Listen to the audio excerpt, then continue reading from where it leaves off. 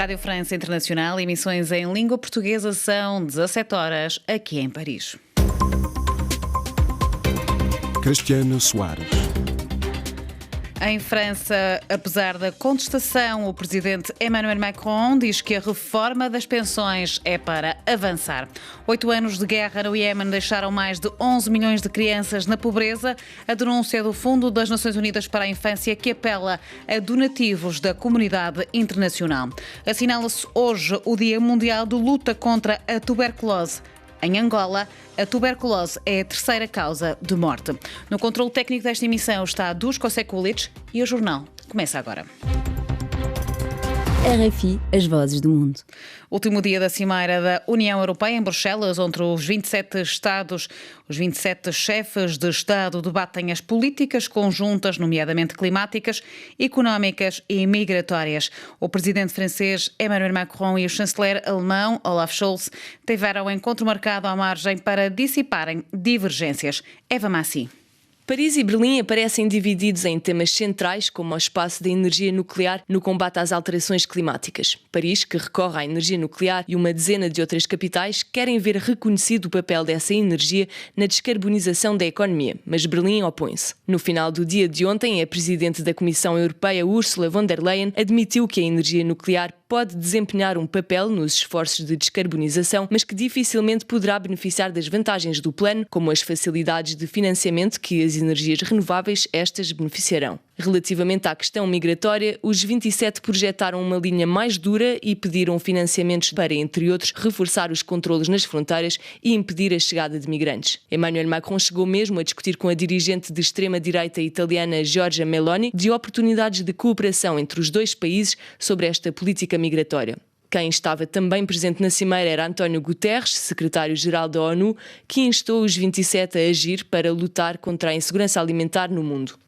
Ontem, dezenas de confrontos incluíram em França, à margem das manifestações contra a reforma do Sistema Nacional de Pensões. Foram contabilizados 140 incêndios em Paris e detidas 457 pessoas. Apesar da contestação, o presidente francês Emmanuel Macron diz-se à disposição da intersindical para avançar imediatamente sobre as condições de trabalho ou remuneração salarial, todavia não avança sobre uma eventual suspensão da contestada reforma do Sistema Nacional de Pensões.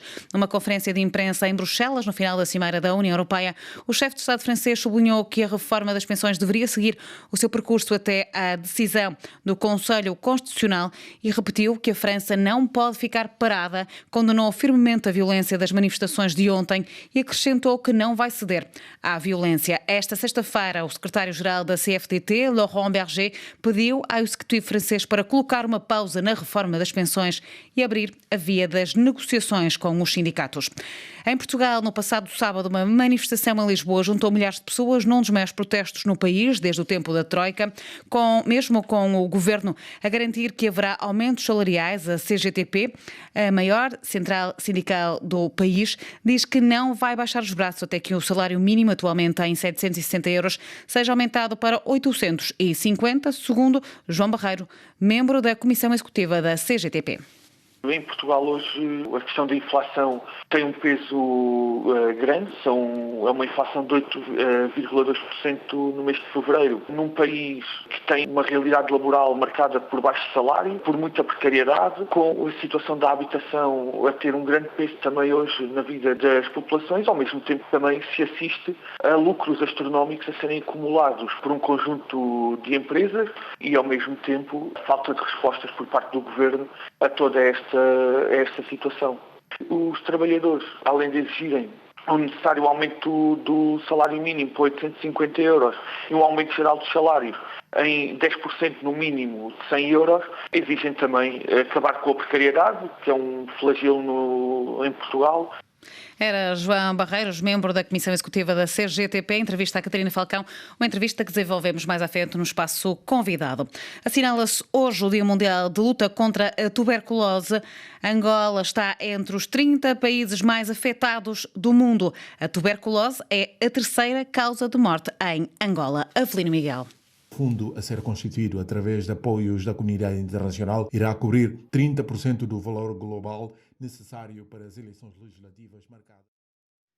Este não era de todo o áudio que gostaríamos de ouvir. Gostaríamos de ouvir então a situação angolana no que diz respeito à tuberculose, que é a terceira causa de morte no país. Avelino Miguel. Angola comemora hoje o Dia Mundial de Luta contra a Tuberculose, com aumento crescente de casos no país e o registro de muitos óbitos. Segundo dados oficiais, o país registrou ano passado cerca de 60 mil casos e mais de 500 mortos. A multiplicação de casos preocupa as autoridades sanitárias, que desenvolvem um programa de combate à doença que afeta milhares de angolanos. A Organização das Associações de Combate à SIDA, outra endemia associada à tuberculose, organiza hoje em Luanda uma marcha para sensibilizar as autoridades sanitárias e a sociedade em relação aos riscos de saúde que representa a endemia para a população. Segundo a associação, neste momento, faltam fármacos de primeira linha para o combate à doença e, no país, a endemia afeta mais pessoas entre os 15 e 39 anos. O alto índice de pobreza está na base do aumento da tuberculose em Angola, situando o país entre os 30 estados mais afetados do mundo.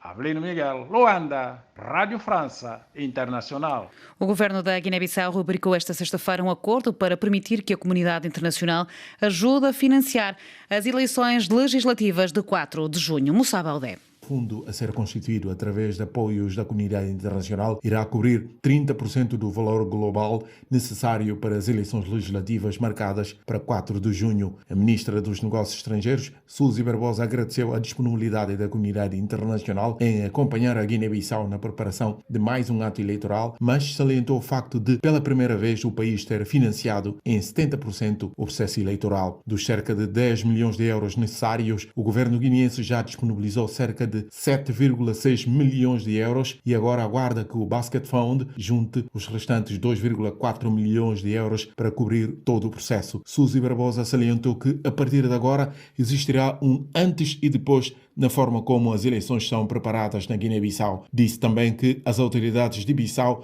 na pessoa do chefe de Estado Umaru Sissoko Embalo, não querem ouvir falar no adiamento de eleições de 4 de junho e, antecipadamente, querem a presença de observadores internacionais para que se certifique que o processo decorreu de forma limpa, justa e democrática. O representante do PNUD na Guiné-Bissau, o alemão Chark Egenhoff, que vai recolher e gerir os apoios, disse que o fundo se vai destinar para financiar 3 ações: fortalecer capacidades dos órgãos eleitorais, promover a inclusão e construir a paz, os quais são imperativos para o sucesso do processo eleitoral. Chark Egenhoff chamou a atenção para o facto de todas as ações a serem realizadas terem que levar em conta a participação das mulheres. Moussa Baldé, Bissau, RFI. A falta de verbas para a importação de gasóleo e as avarias nos geradores estão a provocar uma crise energética em São Tomé. Maximino Carlos. A falta de liquidez para aquisição de gasóleo, avarias constantes nos grupos geradores, são alguns problemas que têm dificultado a empresa de água e eletricidade EMAI no fornecimento regular de energia. Hélio Lavres, diretor da empresa de água e eletricidade, disse que a sua empresa precisa de dinheiro para importar combustível e regularizar a situação de energia nos próximos meses. Neste momento o país encontra-se numa situação crítica e põe em perigo mesmo a importação do gasóleo para próximos tempos. Sem o pagamento, a EMAI não consegue encomendar combustíveis ao seu fornecedor Sonangol. A dívida da EMAI com esta empresa é avultada e Hélio Lavres assegurou que o executivo vai envidar esforços para minimizar a atual situação energética no país. Neste momento encontramos com problemas difíceis de verbas para importar gasóleo, mas o governo tudo fará, pelo que nós percebemos do Sr. Primeiro-Ministro. Maximino Carlos, São Tomé, RFI. E então aqui também o ponto final deste bloco informativo.